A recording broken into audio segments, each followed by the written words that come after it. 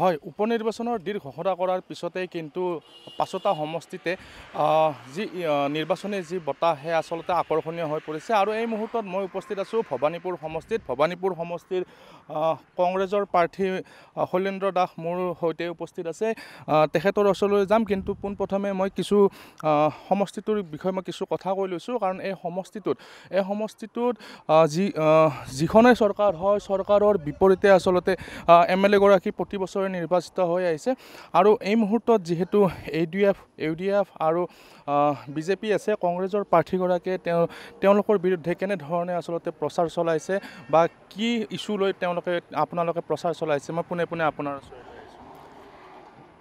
আমাৰ বৰ্তমান চৰকাৰৰ যিখিনি বিফলতা,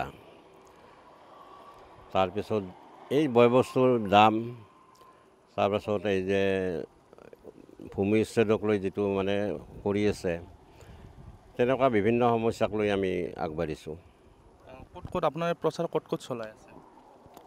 মোৰতো প্ৰচাৰ গোটেই সমষ্টিতে হৈ গৈছে। আজি অলপ আগতে মই মাজগাঁও কৰি আহিলোঁ। মাজগাঁও মোটামুটি 12খনমান মিটিং মই কৰিলোঁ। তাত চবৰে এইটো কথাই কৈছোঁ, আৰু চবেই সেইটো কৈছে যে আগৰ বিধায়কজনে তেওঁলোকক বিত্ৰে কৰিলে, তেওঁলোকে ভোট দি তেওঁক জিকাইছিল। 3 মাহ নহওঁতে নতুন এটা বাই ইলেকশ্যন আহিল, তাৰ কাৰণে তেওঁক অলপ দোষাৰোপ কৰিছে। যিহেতু UDFৰ দখলত আপোনালোকৰ এই আসনখন আছিল দীৰ্ঘ সময় ধৰি, আপোনালোকে কেনেধৰণে তেওঁলোকক প্ৰতিহত? এতিয়া বৰ্তমান UDFৰ কোনো এতিয়া প্ৰভাৱ নাই, কাৰণ মুছলিম ভাইসকলে বুজি পাইছে যে তেওঁলোকৰ যে আজি বহুত বছৰ পিছুৱাই নিছে একমাত্ৰ UDF দল। হেৰি কাৰণে তেওঁলোকে বদৰুদ্দিন আজমলৰ লগত ওপৰত তাৰমানে বহুত খৰ্গহস্ত হৈছে। সেইটো মই আপোনাৰ ওচৰলৈ আহিছোঁ, কৰ্মী এজন আছে, মই আপোনাৰ ওচৰলৈ পোনে পোনে আহিছোঁ, কি জনাব?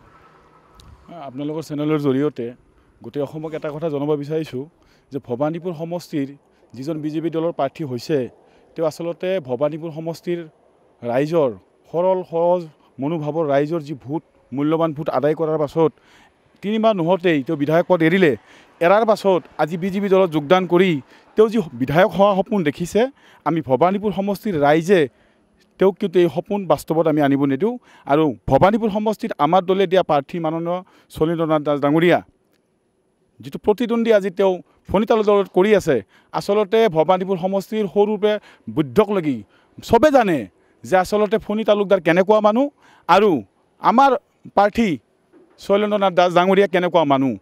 আদৰ্শ থকা ব্যক্তি আৰু আদৰ্শ নথকা ব্যক্তিৰ মাজত যি যুঁজ হ'ব, এই যুঁজত ভবানীপুৰ সমষ্টিৰ যি সন্মানীয় ভোটাৰসকল আছে, এটা উচিত সিদ্ধান্ত লৈ আমাৰ দলীয় প্ৰাৰ্থিত্বক, আমাৰ দলে দিয়া প্ৰাৰ্থীক জয় কৰাব বুলি আমি বিশ্বাসী। আৰু সেই হিচাপে আমি ভবানীপুৰ সমষ্টিৰ চুকে কোণে গৈ আছোঁ। আৰু সকলোৱে এটা কথা কৈছে যে আমি এইবাৰ প্ৰতাৰকক একেবাৰে বিদায় দিম। তেওঁ মাটিৰ দালাল আগতে আছিল, আৰু নতুনকৈ তেওঁ সেই ব্যৱসায়টো যাই কৰক। ভবানীপুৰ সমষ্টিত তেওঁ প্ৰতিনিধিত্বমূলক কাম কৰিব নালাগে, ৰাইজৰ সেৱা কৰিব নালাগে। তেওঁ মাটিৰ দালাল আছিল, মাটিৰ দালালি কৰি থাকক গুৱাহাটীত। এইখিনিয়ে ক'ব খুজিছোঁ। UDF প্ৰতিদ্বন্দ্বিতাত আহিব? ভবানীপুৰ সমষ্টিত UDF প্ৰতিদ্বন্দ্বী হিচাপে নাহে, কাৰণ ভবানীপুৰ সমষ্টিৰ মানুহ আমি গম পালোঁ যে আচলতে UDF দলটো BJPৰ বি টিম। আৰু আজি ভবানীপুৰত যিজনক প্ৰাৰ্থিত্ব UDF দলে দিছে, আচলতে আমি শুনা মতে, আমি জানা মতে তাৰমানে এইটো হিমন্ত বিশ্ব শৰ্মা ডাঙৰীয়াই মানে যাক দিব কৈছে, তেওঁৰ নামটো হ'ল জুব্বাৰ আলী, আৰু তেওঁ হ'ল আপোনাৰ UDF দলৰ প্ৰাৰ্থী। ভবানীপুৰ সমষ্টিত ৰাতিপুৱাৰ ভাগৰ পৰা আমি উপস্থিত আছিলোঁ। ৰাজ্যিক সভাপতিগৰাকীয়ে ইয়াত আহি নিৰ্বাচনী প্ৰচাৰ চলাই আছে BJPৰ।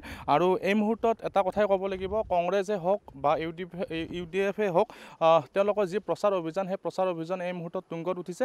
কিন্তু যি আচলতে এই ৰিজাল্ট অহা 2 নৱেম্বৰতহে প্ৰকৃততে গম পোৱা যাব।